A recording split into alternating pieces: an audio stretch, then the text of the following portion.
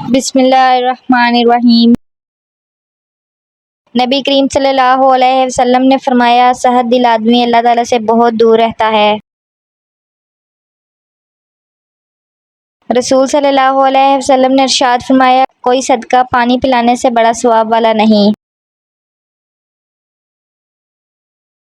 رسول صلی اللہ علیہ وسلم نے ارشاد فرمایا، سب سے افضل ذکر لا الہ الا اللہ ہے اور سب سے افضل دعا الحمدللہ ہے۔ رسول صلی اللہ علیہ وسلم نے ارشاد فرمایا، اپنے لیے خیر کی دعا مانگا کرو کیونکہ فرشتے تمہاری دعا پر آمین کہتے ہیں۔ رسول صلی اللہ علیہ وسلم نے ارشاد فرمایا، تم لوگ اپنی اولاد کے ساتھ حسن سلوک کرو اور انہیں بہترین ادب سکھاؤ۔ حضرت محمد صلی اللہ علیہ وسلم سے پوچھا گیا کہ اللہ تعالیٰ کے رسول صلی اللہ علیہ وسلم کون سی دعا زیادہ سنی جاتی ہے؟ تو آپ صلی اللہ علیہ وسلم نے ارشاد فرمایا، رات کے آخر کے درمیان اور فرض نماز کے بعد کی دعا۔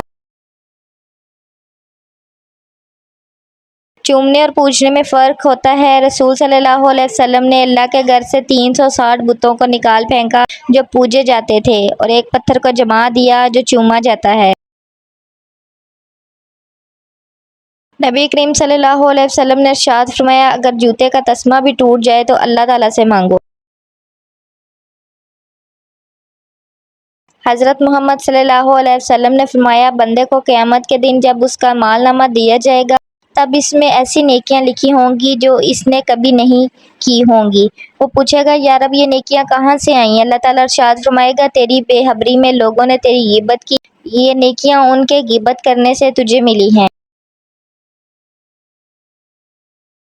رسول صلی اللہ علیہ وسلم نے فرمایا، ہر دن صبح 2 فرشتے اترتے ہیں، ان میں سے ایک دعا کرتے ہوئے کہتا ہے، اے اللہ خرچ کرنے والے کو بہتر بدلہ عطا فرما، اور دوسرا التجا کرتا ہے، اے اللہ جو خرچ نہ کرے اس کا مال تلف فرما دے۔ رسول صلی اللہ علیہ وسلم نے ارشاد فرمایا، ہر رات سمندر 3 بار زمین پر جھانکتا ہے، اللہ تعالیٰ سے زمین والوں پر بہہ پڑنے کی اجازت طلب کرتا ہے، لیکن اللہ تعالیٰ اس کو روک لیتا ہے۔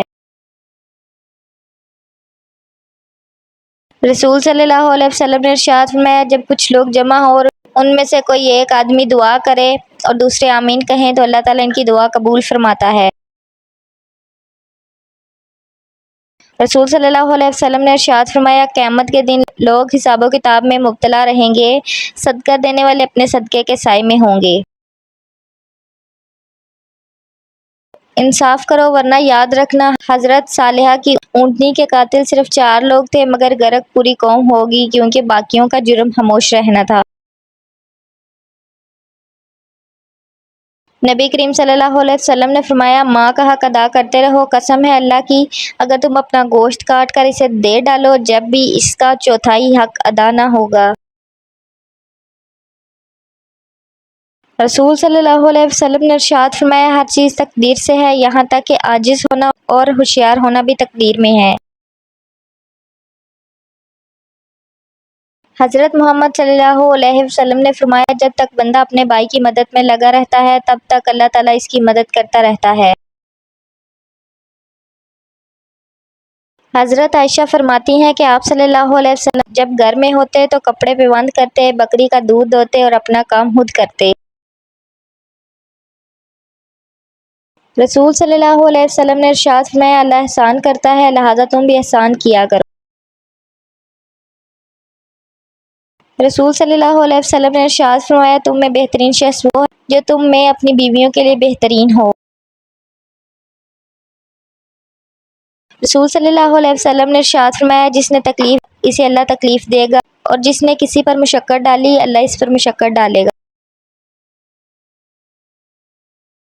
حضرت عائشہ صدیقہ رضی اللہ تعالیٰ عنہ نے فرمایا، موت کو بہت یاد کرو، اس سے دل نرم ہو جاتا ہے۔ رسول صلی اللہ علیہ وسلم نے ارشاد فرمایا، اللہ سب چیزوں سے زیادہ توبہ کرنے والا جوان پسند ہے۔ رسول صلی اللہ علیہ وسلم نے ارشاد فرمایا، باپ اپنی اولاد کو جو کچھ دے سکتا ہے اس میں سب سے بہتر عطیہ اولاد کی اچھی تربیت ہے۔ رسول صلی اللہ علیہ وسلم نے فرمایا اپنے مرنے والوں کی اچھائیوں کو یاد کرو، ان کی برائیوں کے بیان کرنے سے باز رہو۔ رسول صلی اللہ علیہ وسلم نے ارشاد فرمایا میں نے جنت میں دیکھا کثرت سے وہ لوگ ہیں جو دنیا میں فقیر تھے۔ حضرت علی نے فرمایا کسی کے ایمان کا اندازہ اس کے وعدوں سے لگاؤ۔ اللہ تعالیٰ تمہارے جسموں اور تمہاری صورتوں کو نہیں دیکھتا، وہ تو تمہارے دلوں کو دیکھتا ہے۔ نبی کریم صلی اللہ علیہ وسلم نے فرمایا میری امت کے بوڑھوں کی عزت کرنا میری عزت کرنا ہے۔ فرمان مصطفیٰ صلی اللہ علیہ وسلم ہے حسد سے بچتے رہو، کیونکہ حسد نیکیوں کو اس طرح کھا جاتا ہے جس طرح آگ لکڑیوں کو کھا جاتی ہے۔ رسول صلی اللہ علیہ وسلم نے ارشاد فرمایا بکریاں رکھا کرو کیونکہ ان میں برکت ہوتی ہے۔ سرکار دو عالم صلی اللہ علیہ وسلم نے ارشاد فرمایا تم میں سے بہترین وہ لوگ ہیں جو اپنی عورتوں کے حق میں اچھے ہیں۔ رسول صلی اللہ علیہ وسلم نے ارشاد فرمایا مومن کا جی کبھی بھی خیر کی باتیں سننے سے نہیں بھرتا یہاں تک کہ جنت اس کا ٹھکانہ نہ بن جائے۔ رسول صلی اللہ علیہ وسلم نے ارشاد فرمایا جس مسلمان کی نظر کسی عورت کے حسن پر جا پڑے اور وہ اپنی نگاہ جھکا لے تو اللہ تعالیٰ اس کے دل میں عبادت کی لذت عطا فرمائے گا۔ فرمان مصطفیٰ صلی اللہ علیہ وسلم ہے جو کسی شخص کی بیوی کو اس کے خلاف بھڑکائے وہ ہم میں سے نہیں ہے۔ رسول صلی اللہ علیہ وسلم نے ارشاد فرمایا لوگوں پر ایک ایسا زمانہ آئے گا کہ روپے کے بغیر کوئی چیز کام نہ دے گی۔ اپنی بیٹیوں کو بچپن سے ہی پردہ کرنا سکھاؤ تاکہ بڑے ہونے پر ان کو بے پردہ چہروں سے نفرت ہو جائے۔ رسول صلی اللہ علیہ وسلم نے ارشاد فرمایا دنیا میں ایسے رہو جیسے کہ تم پردیسی ہو یا راہ چلتا مسافر۔ نبی کریم صلی اللہ علیہ وسلم نے فرمایا موت کی آرزو مت کرو، اگر تم نیک ہو تو شاید زیادہ نیکی کر سکو اور اگر بدکار ہو تو توبہ کر کے اللہ کو راضی کر سکو۔ شیطان تمہارے گھر میں اس جگہ رہتا ہے جہاں مکڑی جالا بناتی ہے۔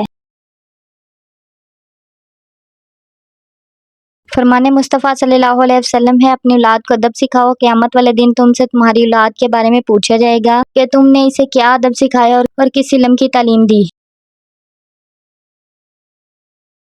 پیدل چلنے سے تھک جاؤ تو تیز تیز چلو کہ اس سے تھکاوٹ دور ہو جاتی ہے۔ رسول صلی اللہ علیہ وسلم نے ارشاد فرمایا جس کو کسی شے سے محبت ہو وہ اس کا ذکر زیادہ کیا کرتا ہے۔ فرمان مصطفیٰ صلی اللہ علیہ وسلم ہے بے شک قیامت کے روز انسان کے پاس اس کا کھلا ہوا نامہ اعمال لایا جائے گا، وہ کہے گا میں نے جو فلاں فلاں نیکیاں کی تھی وہ کہاں گئی؟ کہا جائے گا تو نے جو غیبتیں کی تھی اس وجہ سے مٹا دی گئی ہیں۔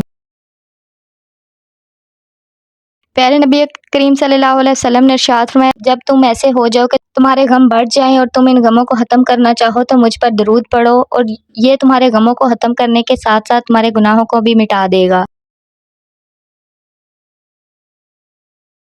حضرت علی سے روایت ہے کہ سورۃ النام اس مریض پر بھی پڑھی گئی، اسے اللہ تعالیٰ نے شفا عطا فرمائی۔